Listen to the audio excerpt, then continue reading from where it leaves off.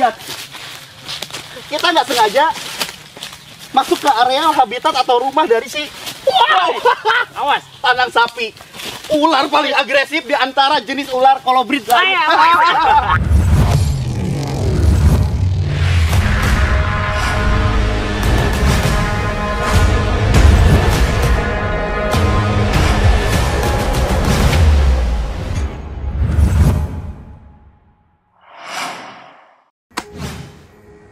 Sampurasun, assalamualaikum teman-teman, salam bestari.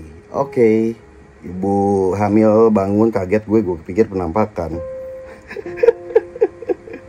Aku baru mau tidur, jadi ini konten gue bikin mendadak ya. Jadi gak usah berharap bagus atau tidak, karena gue rekam pakai handphone. Jadi gini, aku pengen bahas soal kejadian yang menimpa Bang Baim Wong sama keluarga, dimana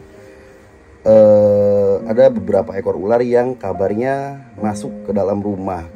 Yang dibilang Bang Baim sih, katanya sih itu bahkan sampai masuk ke dalam kamar.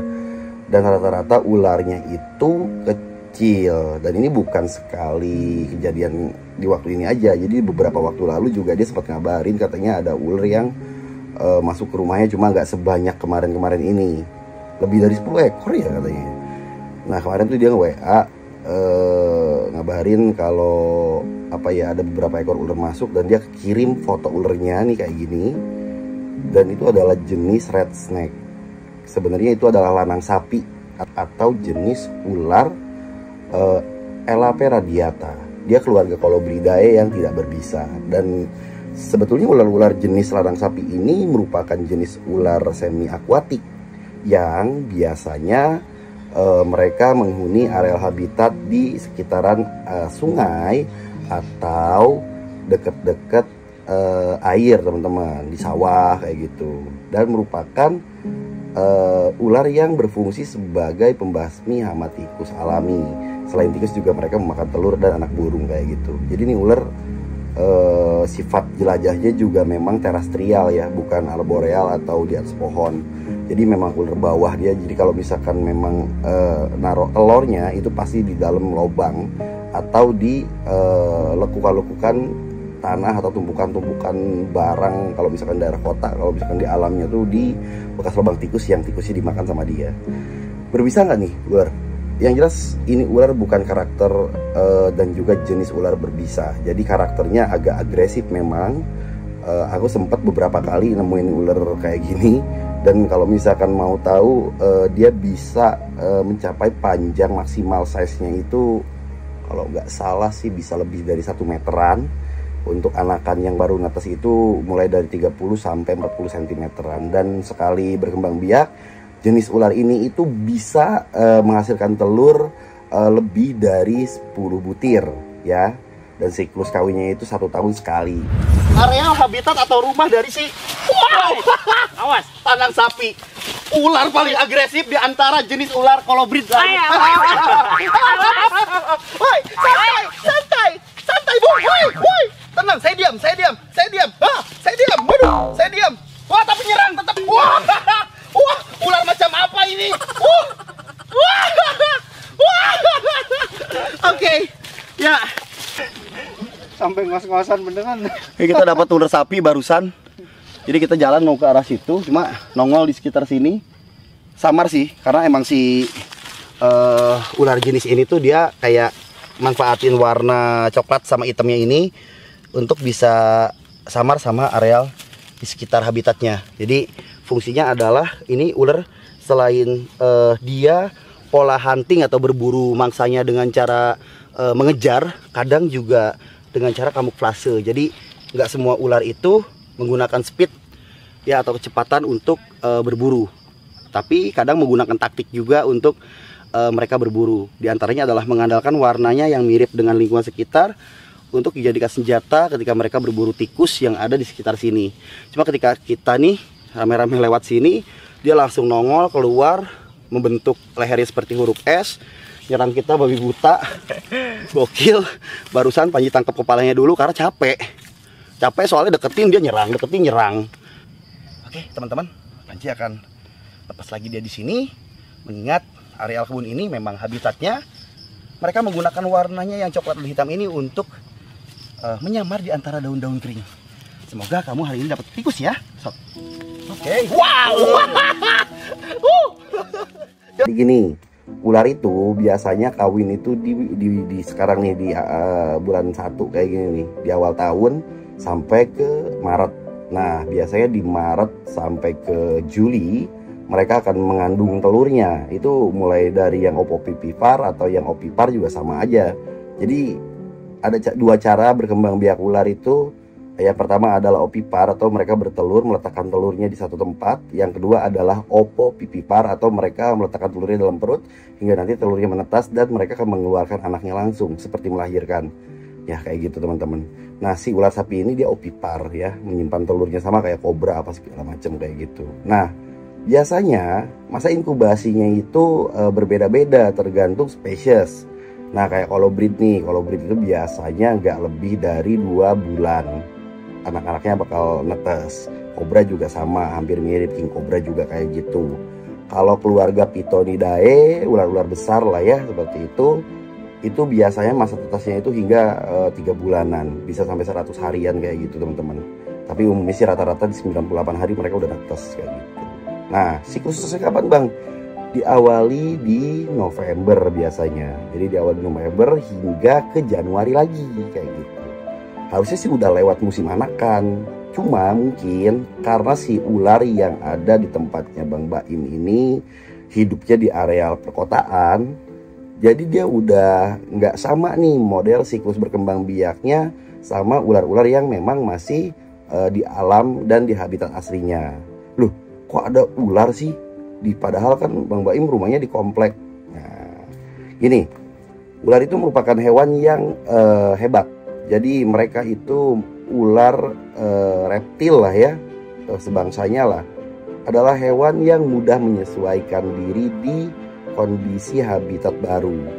Jadi kenapa ada ular di Jakarta, kenapa ada ular di Bandung, tengah kota, masuk ke dalam apartemen lah, ketemu di dalam kamar lah, masuk sepatu lah.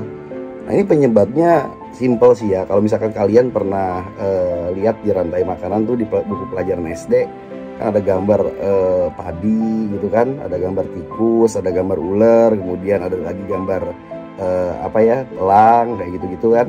Nah, itu kan siklus rantai makanan. Nah di mana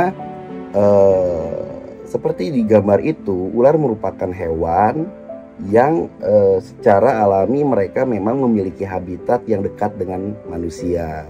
Sama halnya seperti jenis-jenis hewan mamalia lain nih, kayak jenis mamalia musang. Kadang kita suka lihat naik-naik kabel listrik kayak gitu kan. Terus apa sih kelelawar.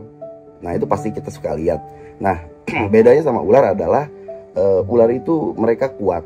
Jadi mereka kuat nahan lapar, mereka jarang makan, mereka juga kuat untuk tidak minum dalam waktu yang lama. Nah, jadi dulu sebelum jadi rumah kita nih, sebelum jadi perkotaan nih, pasti kan ada zona hijau, ada rawa, ada juga kebun, ada juga hutan.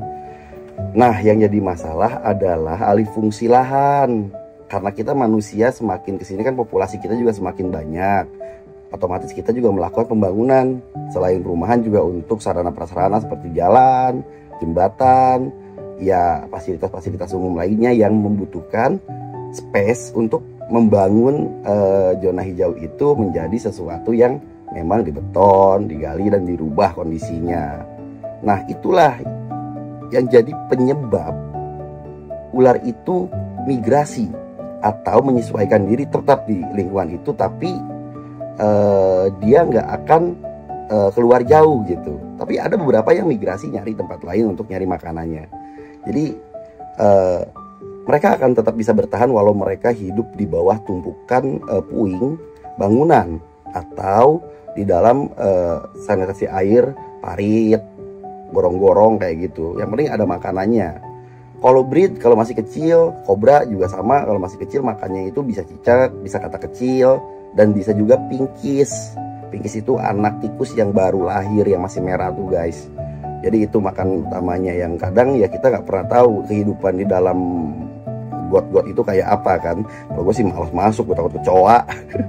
Intinya kalau ular bisa bertahan di lingkungan ekstrim seperti itu, ular pun bisa meminum air yang kotor, tidak harus bersih.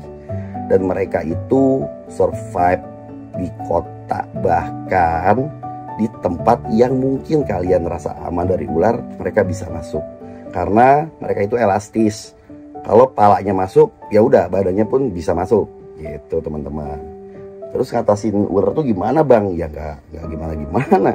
Yaitu kita harus membuka diri untuk mengenal dulu spesies ular. Kenapa sih? Mau nggak mau gitu loh. Kita tuh akan tetap gitu loh berinteraksi dan juga ketemu ular. Baik itu di rumah kalian atau di lingkungan luar rumah. Kenapa? Mengingat Indonesia menjadi habitat bagi lebih dari 300 spesies ular. Tapi kabar baiknya adalah berbeda dengan negara lain seperti Afrika atau Australia yang memiliki jumlah ular mematikan itu lebih banyak daripada ular yang tidak berbisa. Indonesia itu memiliki perbandingan 80% ular yang middle venom atau berbisa lemah hingga tidak berbisa, sedangkan 20%-nya adalah ular yang memiliki bisa. Cuma yang memprihatinkan adalah dengan banyaknya spesies ular tersebut dan 20% ular berbisa mematikan ada ya di negara kita ini, kita hanya memiliki satu jenis serum anti bisa, obat penawar bisa ular kalau kita kena gigit ular gitu teman-teman, namanya Biosep Polyvalent. Padahal seharusnya masing-masing bisa ular itu harus diobati dengan anti bisanya sendiri-sendiri. Nah, Biosep Polyvalent yang ada di kita adalah produksian Bio Farma. Nah, itu hanya bisa mengobati atau efektif untuk pengobatan gigitan 3 jenis atau spesies ular, yaitu Malayan pit viper atau Calostras parodostoma, atau Najas putatrik atau ular kobra Jawa, ular redung hitam, dan juga ular welang Bungarus fasciatus. Sedangkan di luar itu obat tersebut tidak efektif untuk pengobatan gigitan ular. Maka dari itu menyediakan tools atau alat sederhana seperti pengait yang bisa kita gunakan untuk menyingkirkan ular keluar dari rumah, itu perlu kayaknya kita siapin ya. Harus kalian punya lah pokoknya, mengingat ya kita nggak pernah tahu mau itu musim tersesat anak kek, mau itu dia nyasar dari mana kek. Intinya selagi ada space buat dia lewat sembunyi ataupun hidup, mereka bisa kita temuin kayak gitu. Dan ini nggak terjadi di tempatnya Bang Baim aja. Beberapa tahun lalu, sekitar 2019 akhir, masuk ke 2020, masih ingat gak kalian, aku sempat sama Irfan Hakim ngerescue beberapa ular di titik-titik di Jakarta, di beberapa titik di Jakarta, mulai dari Cakung hingga Cinere. Dan itu aku dapat banyak banget ular. Dan belum lama ini juga Irfan sama beberapa tim rescue reptil di Jakarta, mereka ke Cinere lagi, dapat juga puluhan ekor anak kobra. Ya, ini udah siklus alami. Kita yang membuat mereka akhirnya mau nggak mau berbaur hidup dengan kita. Mengingat dulu sebelum jadi rumah tempat tinggal kita nih, tempat tinggal aku juga, yaitu ini adalah rumahnya mereka, gitu teman-teman. Tapi jangan khawatir, jangan parno. Mengingat, untungnya nih, secara alami Tuhan tuh udah kodratin ular tuh takut manusia guys. Serius. Jadi kalau misalkan ular nggak kalian ganggu, mereka tuh nggak ngejar, mereka nggak akan gigit. Mereka itu hanya menyerang saat mereka itu merasa tersakiti atau merasa terancam. Jadi walaupun king cobra sekalipun nih, kalau ngelihat manusia dan manusianya ya jauh, nggak jadi masalah lah masih ular, gua rasa nggak akan mereka gigit gitu. Mereka akan menyerang hanya untuk bertahan atau mempertahankan diri, sama seperti kita. Kayak gitu. Jadi apa yang mau gua lakuin di rumahnya Bang Baim, kemarin tuh dia sempat mampir ke sini pulang dari Bandung. Alhamdulillah gue silaturahmi juga akhirnya sama beliau tuh, cerita dia banyak yang dia khawatiri ya anaknya apa. Ya udah deh, aku putusin nanti besok kayaknya nih, ya hari ini berarti nih sejak video ini tayang, aku akan sisir bagian demi bagian rumahnya Bang Baim untuk coba ngecek apakah masih ada sisa-sisa ular lain yang belum ditemukan atau memang hanya itu aja gitu, atau mungkin ada spesies ular lain yang ada di situ juga. Yang aku khawatir adalah adanya zona kobra, ya adanya tanda-tanda di mana kobra itu bisa tinggal di situ. Terus nyegahnya gimana bang? Aku udah sediain nih, tuh udah bikin cairan anti ular Panji Petualang khusus buat Bang Baim. Gue udah bikin bang, kagak akan ada ular masuk beneran. Kalau ada itu ular keterlaluan tuh, nggak ngehargain bapaknya Garaga berarti. Apaan tuh bang? Bodoh amat, gak akan gue kasih tahu. Yeay. Ya rempah-rempah dicampur aduk apa segala udah susah lah. Ntar dicampur karbol. Jadi nanti aku bawa ke tempatnya Bang Baim buat kucurin di sekitaran akses-akses masuk yang kita curigai bisa jadi peluang ular masuk lewat situ. Jadi walaupun ada ular di sekitar lingkungan rumahnya, untuk masuk ke akses rumahnya itu insya Allah nanti gak akan bisa dengan menggunakan metode ini. Oke guys, jadi itu aja. Mungkin bisa jadi jawaban atas pertanyaan teman-teman di komen yang minta aku untuk ke tempatnya Bang Baim. Bukannya nggak mau bantu dari kemarin, sebetulnya aku pengen banget bantu. Aku tahu kondisinya kayak gimana, aku suka ngikutin channelnya juga. Cuma khawatirnya ntar kalau misalkan aku telepon atau WA kan dipikirnya gimana gitu kan, takutnya gitu, atau aku sungkan. Ya sungkan lah. Tapi kemarin beliaunya yang minta saran, minta bantu juga, ya udah kita bantu. Apalagi dia orang baik, kenapa enggak kita coba lihat, kita coba cek rumahnya ya.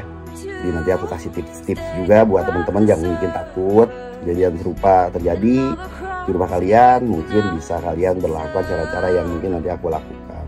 Itu pun tidak harus menjadi referensi khusus yang untuk kalian bisa pakai atau enggak. Yang penting ya bisa jadi mungkin ilmu pengetahuan atau ya suatu informasi baru lah terkait menghindari ular. Oke, ular adalah hewan yang berbisa, memiliki tingkat agresivitas yang cukup tinggi juga. Kalau tidak berbisa, mereka juga bisa gigit. Tariknya panjang loh. Kalau misalkan sampai ditarik, robek kulit kita. Udah gitu, mereka juga bisa melilit. Tuh, jadi bahaya. Jadi jika menemukan ular di sekitar rumah, ya, atau di luar rumah, jangan didekati kalau kalian masih awam. Sebaiknya jauhi dan coba komunikasi dengan orang-orang terdekat yang mungkin mengerti dan bisa menangani ular. Itu yang paling benar yang bisa kalian lakukan. Atau sediakan grab stick atau snake hook, ya, safety tools yang bisa kalian beli banyak di toko online jual. Itu bisa buat safety first lah. Buat kalau misalkan kalian rumahnya kemasukan ular, bisa kalian tangani pakai alat itu tanpa kalian harus pegang ularnya gitu teman-teman. Udah, kalau gitu sehat semua ya buat kalian. Makasih udah support, dukung, dan juga selalu ada dan gabung sama kami. Thank you. Assalamualaikum, sampurasun, salam lestari.